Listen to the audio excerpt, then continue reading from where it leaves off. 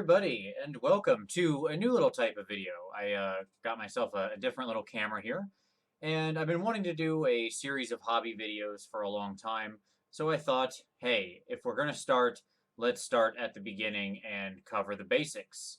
And so that's what this is going to be. So the first sort of episode of hobby cheating here is going to be about just a bunch of little things that I use on a very, very, very regular basis to cheat. In other words, to make my life easier when I'm hobbying. And so I'm not going to cover like paints and brushes and stuff like that. I'm going to assume you know all about paints and brushes and green stuff and things of that nature because you can go watch 100 videos out there about that. So instead, we're going to cover those hobby basics, those little cheats that people don't often talk about, or at least I haven't seen a lot of videos on, but I find incredibly useful every time. So let's jump right into it. Okay, so the first thing I'm going to talk about is that right there. What is that? That is the top of a can of spray paint or something. I don't remember where I got it from. It really doesn't matter. I've got a couple of them. There you go. There's another one right there. Just the top of a can of spray paint. That's all it is. What is it used for? It's used for that right there. So when I'm painting the miniature, I'm not touching it. Okay? Very simple, very easy. All it is the top of a can of spray paint with some sticky crap on top. Could be double-sided sticky foam, could be some like this is, I think, some kind of poster stuff you use to hang things on the wall. I don't really know. I stole it out of my wife's drawer. You probably have something sticky in your house you could use. So, find anything. Use like the top of this. This is about the right size for your hand. You want something comfortable you can hold. It will do, this does a lot of things. So first, you probably want to actually attach it better. That's a big heavy metal fig. There we go. So the first thing that this does, I'm also holding this at a super wonky angle, but the first thing this does is prevent you from touching the miniature when you're painting it. So your hands are full of all sorts of oil and other things that are going to destroy your paint. Not to mention that if you can see, like my thumb there, I get paint on my hands quite frequently. The last thing you want to do is touch your miniature when you've just finished painting something and wipe paint over it, or wipe paint off. No good. This prevents you from having to deal with that because you simply can move it around, can do what you need to, get it where you need to, and you don't have to touch the miniature. The other thing it does is this is infinitely more comfortable than holding a miniature. Holding a tiny miniature like this in your fingers, hold your fingers like this for a long time. That's uncomfortable. Okay? And the problem is you need, if you're interested in painting, at a high quality or anything, you need your hand to be very still. I promise it would hold better normally. Okay. You need your hand to be very still. And your hand simply isn't going to be still. It's going to start to shake if you get your muscles real tense like that. Something more round that fits the natural way your hand sits when it's at rest. Right, there you go. I'm not doing anything with my hand now. And look, it's about that size. There you go. Right? So, easy cheat number one. This costs you probably about $0 because you probably already have something sticky enough and you probably have a can of spray paint somewhere. You probably own primer or something. So, there you go. 0 cents. Very important. All of this stuff will be cheap. That is one of my other goals. All right, next little hobby cheat. Right here. So what is this? This is some kind of bamboo skewer thing. For dinner one night, we had these like, I don't know, shish kebab things. And I noticed these little skewers. And I thought, my goodness, won't that be useful? So what do I use this thing for? I use it for a lot of stuff. I break them up and use them when I need to hold green stuff in a position. You just coat it with a little Vaseline, and then you put it in position. Like I can balance it on things so that way it will hold a green stuff cloak in position. So something like that if I want it to go way out there, right? I want it to be really funny, really flying out behind him or something. I use it to dip into my terrain stuff like mud and dirt and spread that around very carefully. So there you go. You can see there's one that I've used. And it lets you really control that type of stuff. You can also obviously just stir with it, It lets you, I usually stir my paint with one of these. So I have one of these set aside to stir my paint. A bad habit a lot of people are in is they take their paintbrush and they use it to mix their paint, and you hear this. I don't know, you probably can't hear that, but I can certainly hear it. And it's that scratching noise or something like that of like stirring your paint way too hard with your brush. So I'm not going to say I never stir paint with a paintbrush, but in general, you should be careful with that. The more you're stirring or mixing paints with a paintbrush, the more you're getting paint deep into, deep down into the belly of the brush and down into the ferrule. And when you get paint way down here, down in this part, that's how you get a frayed brush. So you want to know, my brushes last forever. They really don't go bad because I clean them regularly, which we'll talk about regular, and because I try to avoid ever getting paint down here if I can at all avoid it. Okay. So that's next thing. So little stick, stir your paint, avoid paint getting way down in, spread dirt and terrain around, let you, if you ever are trying to get plants or other little things in the base, you can poke into in between your little rocks and things, and you're good to go. All right. I think at the grocery store you can get a giant bag of these for a couple bucks, and you'll never buy them again. One bag of those will last you for your lifetime. Okay. Next little hobby cheat. This guy right here. You see that? It's a little medicine dropper. And so you can see it has liquid in it because I used it earlier today. There you go. So what do I use this thing for? A lot of stuff. When I need to get wash out of a GW pot or paint out of a very thin paint out of a GW pot because I need to put it into an airbrush, or I want to mix it with something because you can always mix these glazes and shades.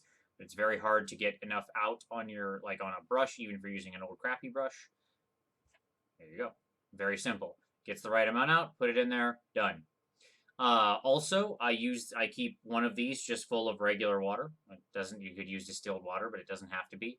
And I use it to get very exact measurements when I'm watering down my paint. So if I know that I've got this type of paint and I want to get it this thin because I'm trying to go from a certain point of base to glaze, which, in other words, thick to thin, I can go 1, 2, and get 2 little drops of water in there, and I have very fine control over how much I'm watering my brush and how thin my paints are going to be. So these little medicine droppers, I bought them, again, just at the grocery store when I was walking around one day. I got 2 of them. Here's the other one. There you go. See, I'm not lying. Look at that. There's 2 of them. And that cost me $8. These were 99 cents at my grocery store. So if I break them, who gives a hoot? They're $1. And I think if you're doing something in your hobby for less than $1 for about the same cost as a McChicken sandwich, you're probably getting away okay. All right. Next up. That right there. What is that? This is hopefully something you already own. If not, well, now you can. What is this? This is blue tack. Right? You can see it's very sticky, very stretchy. You can also use this on top of the previous thing, the spray paint to hold your figs. Blue tack is incredibly useful for a host of purposes. It is, as you can see, I can sort of spread it out. I can tear it off and get a smaller piece. People commonly use this to pre-assemble figs before they actually fit them. So if they need help holding something that's dry fit or something like that, to make sure that the fig, especially if you're converting, stays in place. And that's a good use for this. So if you're doing a lot of conversions, but you don't want to be gluing, you can take little tiny pieces of this off, put it where you would glue the model, and see how it all fits together, but then you can still pull the thing back apart if something doesn't fit right or is wrong. I also use this often to just hold, things in place. That is to say, if you have a little cavalryman and you need to hold him to something to manipulate him, you can put him on a little piece of blue tack if you have a little knight, and you can put him on top of anything or a slightly bigger piece of blue tack. You'll see people often have old paint bottles that they hold to paint on. This is also another thing. Instead of a little spray paint top you can use, I see people use old, empty ones of these every so often. It's fine. Also fine. I just think this is a little small and it isn't quite as comfortable. But hey, if it's comfortable for you, there you go. But you could always just put a little blue tack on top and hold the fig in place. And there we go. Blue tack is just a very useful product in general. Again, it's one of those things that you can get a giant package of from like Amazon.com. You can buy like these multi strips of it for about $4, and the strips are like this long, and it will just last you for the rest of your life because you don't really use blue tack. So I find it very useful, especially for purposes of conversions, when I need to just hold things, or even like maybe cover up the edge of something like on a base if I'm airbrushing. I wouldn't recommend putting this over paint because it will tend to pull that paint off. But if I'm just trying to like cover up part of a base, I'll just rip out my blue tack's handy rather than mess with tape or anything like that. I can just rip out the blue tack, and if I need to lay it over something, I can just go like that because it's an unpainted part of a base. Spray, pick it up, done. Good to go.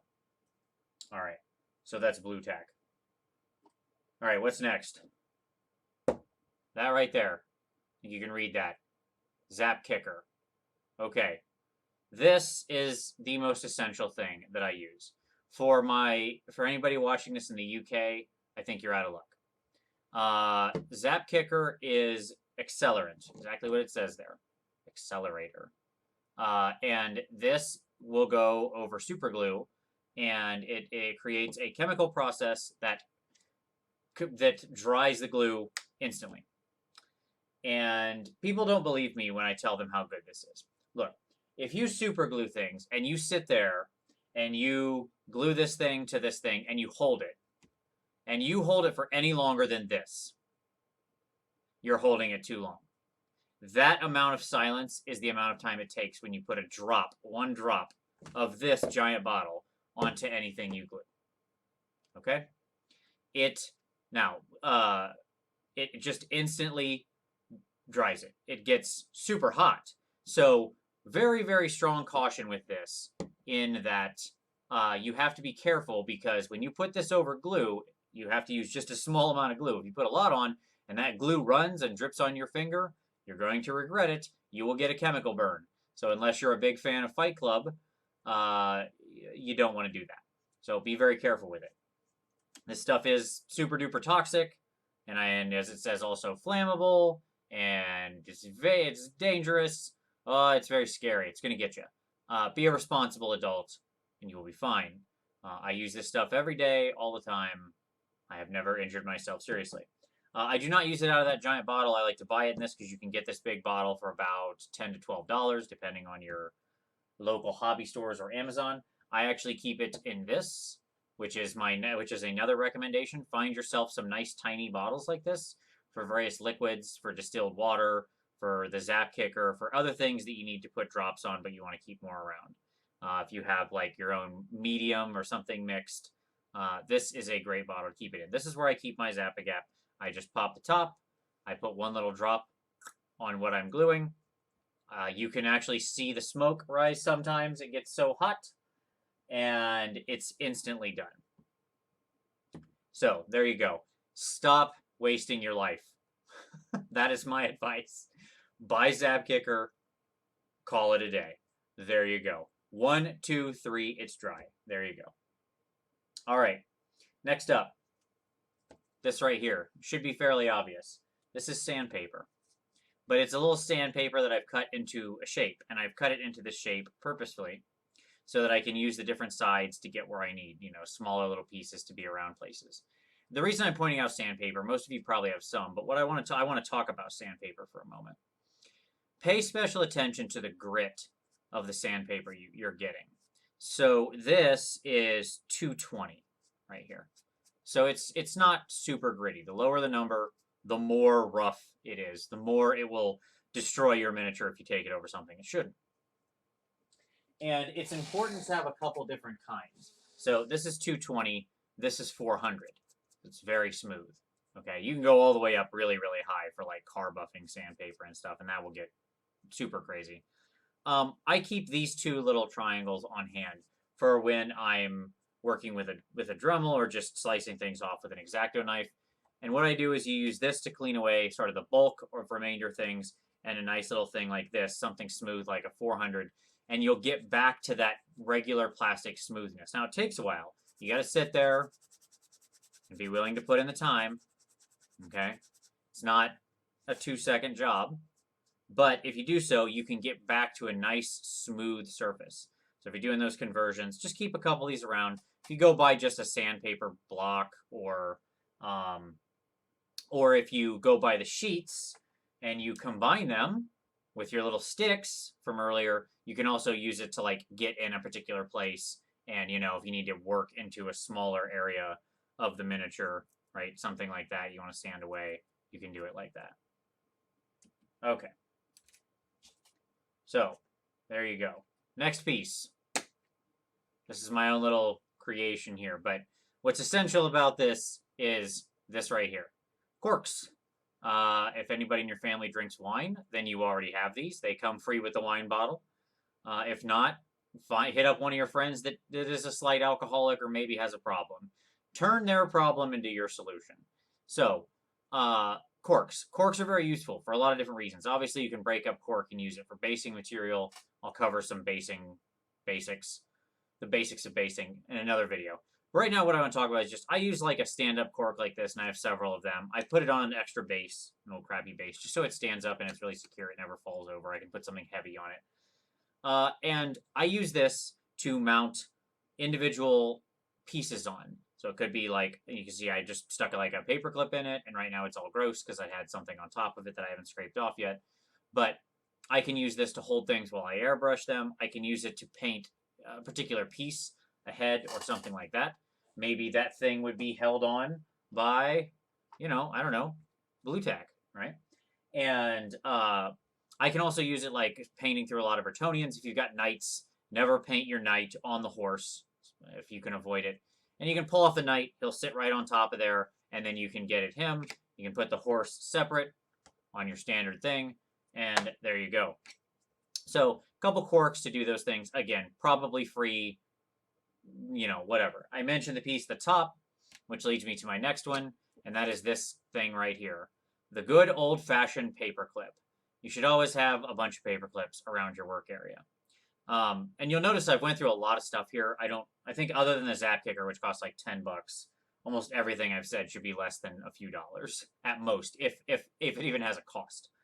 I am very cheap, and that's the whole goal of this, is to give you the cheap solutions. So, the humble paperclip, so infinitely useful. In this case, what it can be used for, and what I most commonly use it for, is pins. You just simply unbend your paperclip. You've got a perfect little straight line. You're going to drill into your miniature with a pin vise. Hopefully you already have a pin vise. Here's mine. This cost me, let's say, $5. It's some really garbage pin vise. It doesn't really matter. You don't need anything special. You can also use like a full power drill if you've got a very surgical finger with it, but this works for plastic miniatures without destroying them. The little pins you'll generally get a good set of in the pin vise when you buy it for, like I said, it's usually between $5 and $10. And the pins that are in there are all roughly paperclip size. There's probably most of them will work because the differences aren't that large. You can find the size that you like the best. You can also order sets of drill bits from Amazon that come from China. I'm sure you get sets of like 20 or 30 bits, again, for $4 or $5. So you're going to crack these. They're so thin it will happen, especially if you pin metal. But whatever. You know, like I'm saying, like if you go through the initial set, you can order a new set of 20. You might go through 20 in a year, which means you're out $5 for an entire year of your pins or your drill bits. Once you drill in, boom, here's your pin vise. Use this to connect your pieces. So, for example, I've got this guy right here. You can see I have an old metal juggernaut. And this big, heavy guy, his head broke off, unsurprisingly, because it wasn't pinned previously. I didn't put this on. So when his head goes on here, we're going to have to pin that in place, because if we just glue that, that is going to fall off in a heartbeat. Glue does not bond to metal in any significant or permanent way, okay? So even super glue and stuff like that. When you're doing metal, always pin. But you don't want to go out and buy a bunch of copper rods or copper pins or brass pins or anything like that. That's a lot of money you don't need to be spending. Paper clips. Simple, easy. You can probably take them from your office for $0, I would guess. Or if you're a good and upstanding citizen, you can go to Staples and buy a box of 7 million for, again, pennies. Who cares? You know, boxes of paper clips are not the most expensive thing ever. So, paper clip, cork, put paper clip in, stick things to it, pin with a paper clip, very useful. Also useful if you need to get at and scrape something very tiny in a little hole. So, you know, if you're ever working with a small piece of miniature trying to get rid of something that got stuck in there, also good. All right, so the final thing I want to talk about is the only other thing that costs money, and that's these guys right here. Okay, so these are two products from Vallejo. This is thinner medium and glazed medium. These are the two I like. There are a million different versions of this out here, of airbrush medium and flow aid and all sorts of stuff. Now, this is going to be the only product I'm going to recommend personally that is beyond a paint that does cost money. I very much like these two products. I find them very useful. I use them in almost every color I paint that's not a base coat. So when you water down paint, paint has to attach, like the little molecules of paint, okay, have to have a certain coherency with each other. When you put in too much water, you break up the chemical bonds and the paint breaks apart. If you've ever put paint on a miniature and seen it just automatically break up and pool where it's clear and then like a dense color, that's a sign that it's overwatered. Okay, and if you're trying to work in very thin glazes, water just can't get it thin enough. To get your average paint thin enough to do a true glaze, I have found it's impossible. So if you really want to have good control over your glazes, glazed medium and thinner medium. They're very similar, but they have slightly different purposes. The thinner medium is a little thicker. This will more just make your paint runny, easier to work with on the brush. So I usually tend to use a drop of this, even if I'm base coating or doing something pretty close to it, just because it keeps thicker paints, especially if you're working with like Vallejo model color paints, which tend to be very thick to start out with. If you're using a thinner paint base, like a Citadel layer paint, you don't need this guy necessarily, but it's a valuable product. The glazed medium does exactly what it sounds like. It turns your paint into a glaze. What's the ratio? I can't tell you that. The ratio that works for you. You experiment with it, you play with it. It's usually 1-to-1 or something around that area, but it can vary depending on what you're trying to achieve. This will thin your paint out and make it so you can work in very, very thin layers and just be tinting colors. You can be creating those layers without actually having the paint break up and cease being paint, I guess would be what I would say. So, by the way, if you ever see Lamia medium, this is the same thing as this, basically. So, there you go. So if you're really a diehard Citadel fanatic, Lamia medium is the way to go. So, that's about it. There you go. A lot of different things that you can use to save yourself time, all of which should be fairly cheap, either costing $0 or no-ish dollars, or hopefully less than 10. The old Zap Kick is the most expensive one. But again, you buy this massive bottle, it's going to last you, years. So I guess in your time investment, it's not too shabby. And by the way, the amount of life you will save by using that Zap Kick, you'll pay for that cost instantly, because there's nothing more expensive than your time. So there you go. Hope you enjoyed my little hobby cheats. These are all things I use on a daily basis. If you've got some of your own, hey, I'd love to know about it. Maybe there's new stuff. Put those things down below in the comments. I'd love to hear about them. Thank you much. See you next time.